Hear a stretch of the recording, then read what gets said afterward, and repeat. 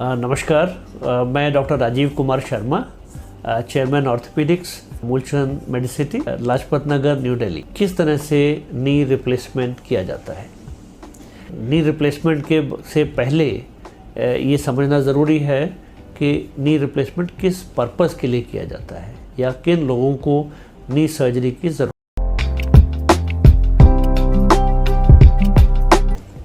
तो knee joint का basic structure अगर आप देखें तो कार्टिलेज है, लिगामेंट्स हैं, मेनिस्कस है और सामने नी कैप है। तो नी रिप्लेसमेंट एक तरह का मिसनोमर है। क्यों मिसनोमर है? क्योंकि रिप्लेसमेंट नहीं होता, इसमें रीसरफेसिंग होता है। तो अगर साइंटिफिक वर्ड देखें तो इसका होना चाहिए नी सरफेस आर्थोप्लास्टी, क्योंकि सिर्फ सरफेस की जो कार्टिलेज है उस कार्टिलेज को, डैमेज कार्टिलेज के ऊपर एक आर्टिफिशियल कार्टिलेज को फिक्स किया जाता है, बिल्कुल उसी तरह से जिस तरह से डेंटल सर्जरी होता है। दांत की शेप को बनाकर उसके ऊपर एक सिरेमिक का मोल्ड सीमेंट की सहायता से फिक्स कर देते हैं, तो वो हमारा डेंटल सर्जरी होता है। उसी तरह से डैमेज कार्टिलेज की सरफेस को शेप देकर उसके ऊपर आर्टिफिशियल सरफेस को फिक्स कर देने को ही नी आर्थोप्लास्टी या लेमन लैंग्वेज में नी रिप्लेसमेंट कहते हैं। नी रिप्लेसमेंट कई प्रकार का होता है। जो बेस्ट नी इम्प्लांट हैं, जो कि हमारे नॉर्मल नी जॉइंट की तरह से बिल्कुल वही सरफेस या शेप देते हैं जिससे कि बेटर फंक्शन हो सके, हाई फ्लेक्शन हो सके, घुटना पूरा मुड़ सके, पूरा सीधा हो और ज़मीन पर बैठने की भी पॉसिबिलिटी हो। इसके अलावा नी जॉइंट लंबे समय तक चले। तो नी जॉइंट जब भी किसी पेशेंट का नी रिप्लेसमेंट का बात होता है तो उसमें सबसे इम्पॉर्टेंट पेशेंट के लिए 3 बातें हैं। नंबर 1, नी जॉइंट का सर्जरी का इमीडिएटली आफ्टर सर्जरी क्या इफ़ेक्ट रहेगा, कितना सक्सेसफुल रहेगा, फंक्शन कितना रहेगा और लॉन्जेविटी कितना रहेगा। लॉन्जेविटी का मतलब कितने साल तक चलेगा। तो अच्छा नी जॉइंट किया हुआ सर्जरी, सही समय पर सर्जरी किया हुआ, ये कम से कम 30 इयर्स प्लस तक चल सकता है। अगर पेशेंट का हड्डी स्ट्रांग है, लिगामेंट्स स्ट्रांग हैं, सर्जरी अच्छा हुआ है।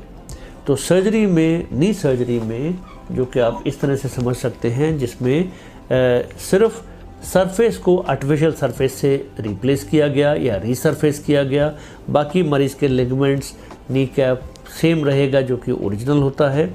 और इसकी लॉन्जेविटी, इसकी कितने समय तक चलेगा, ये डिपेंड करेगा कि नी जॉइंट कितना स्टेबल है, यानी कि किस तरह से सर्जरी किया गया है, और इसकी संरचना यानी कि इस जॉइंट की क्वालिटी कितनी अच्छी है, specially quality of the implant, femoral implant and quality of the polythene, यानी कि बीच का जो स्पेशल पॉलीथिलीन यूज़ होता है उसकी क्वालिटी कितना अच्छा है। आज के मॉडर्न टाइम के इम्प्लांट्स को अगर आप देखें तो उसमें वो सब पॉसिबिलिटी होता है जिससे कि हाई फ्लेक्शन यानी कि डीप फ्लेक्शन अवेलेबल हो और डीप फ्लेक्शन में जॉइंट ऑब्स्ट्रक्शन ना करे। इसके अलावा ये लॉन्जेविटी होता है स्टेबल जॉइंट के लिए। इसके अलावा लॉन्जेविटी होता है कि मैकेनिकल एक्सेस, कितना अच्छा एक्सेस मेंटेन किया गया है। तो यही सब समस्याएं हैं जिसकी वजह से अगर इनको मेंटेन ना करें तो आपका जो है जॉइंट रिप्लेसमेंट का लॉन्जेविटी यानी कि समय अवधि कम हो जाता है। इम्पॉर्टेंट बात पेशेंट के लिए या रिलेटिव्स के लिए है कि नी सर्जरी हो लेकिन पेनलेस हो। तो आज के टाइम में वो पेनलेस सर्जरी पॉसिबल है, without any severe painful physiotherapy के पॉसिबल है, और रिकवरी का period usually with in 2 to 3 weeks से लेकर 4-5 वीक्स तक हो सकता है। पेशेंट नेक्स्ट डे अपने पैरों से खड़ा हो सकता है, टॉयलेट जाने के लिए घुटना मूवमेंट हो सकता है और बड़े आराम से नॉर्मल गाड़ी में विदाउट एनी एम्बुलेंस सपोर्ट घर वापस जा सकते हैं।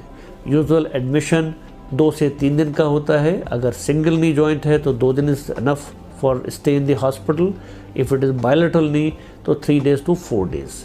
और ये सारा पोस्ट ऑपरेटिव पीरियड पेनलेस हो, इसकी हॉस्पिटल में हमारी टीम पूरा इंश्योर करती है कि आपका जो रिकवरी पीरियड है वो पेनलेस रहे एज मच एज पॉसिबल और easy and simple recovery हो।